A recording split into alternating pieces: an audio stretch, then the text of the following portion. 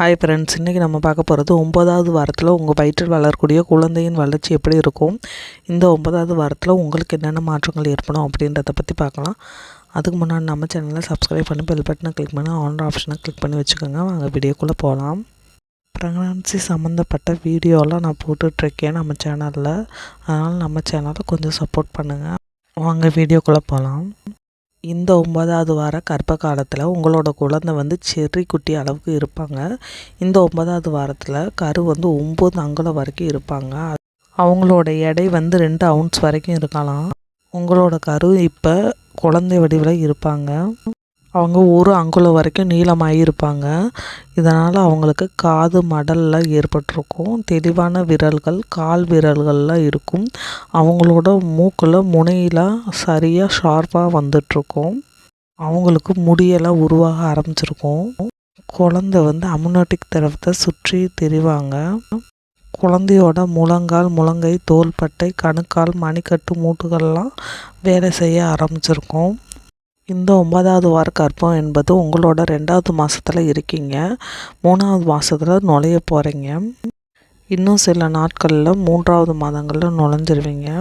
இந்த வாரத்தில் ultrasound scan முக்கியமானு கேட்டிங்கன்னா 8 to 12 வாரத்துக்குள்ளே குழந்தையோட வளர்ச்சி எப்படி இருக்குது அப்படின்றத பார்க்குறதுக்காக ஸ்கேன் எடுப்பாங்க. அது என்டி ஸ்கேனுன்னு சொல்லுவாங்க.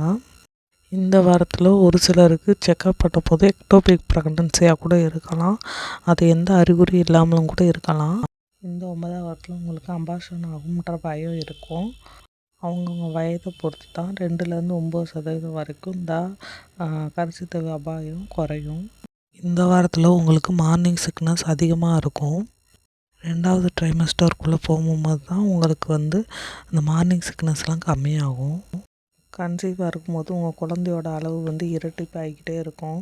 அதனால் உங்கள் கர்ப்பப்பை வேகமாக விரிவடையும். எப்பயும் போல் உங்களுக்கு மலச்சிக்கல் ஏற்படலாம். நார்ச்சத்து நிறைந்த உணவுகள் சாப்பிடும்போது இந்த மலச்சிக்கல் குறையும்.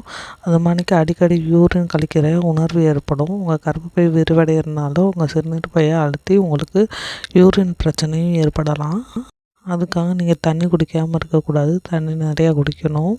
அது மாதிரிக்கு பேக் பெயின் இருக்கும். குழந்தையோட வளர்ச்சி அதிகரிக்கிறதுனால உங்களுக்கு பின்னாடி தள்ளி கொடுக்கும். அப்போ வலி இருக்கும், பேக் பெயின்.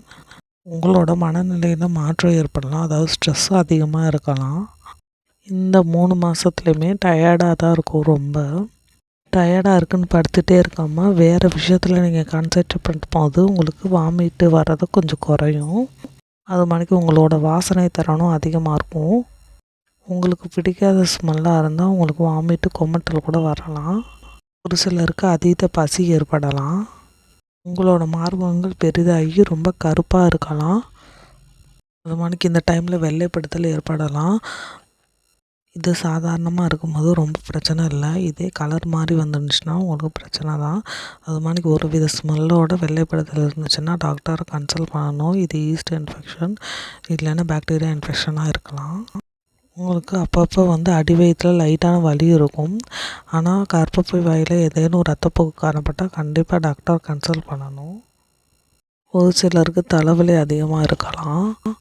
சின்ன சின்ன வேலைகள் பண்ணணும். அது மாதிரிக்கு நிறைய தண்ணி குடிக்கணும். நார்ச்சத்து நிறைந்த பழங்களை சாப்பிடணும். அது மாதிரிக்கு சின்ன சின்ன வேலை செய்யணும். யோகா செய்யுங்க முடிஞ்ச அளவுக்கு. இந்த டைமில் உங்களுக்கு ஓய்வு வேணும்னா ஓய்வு எடுத்துக்கிட்டு நல்லா ரெஸ்ட் எடுங்க. இந்த வீடியோ உங்களுக்கு பிடிச்சிருந்தால் லைக் பண்ணி, ஷேர் பண்ணி, சப்ஸ்கிரைப் பண்ணிடுங்க. Bye friends.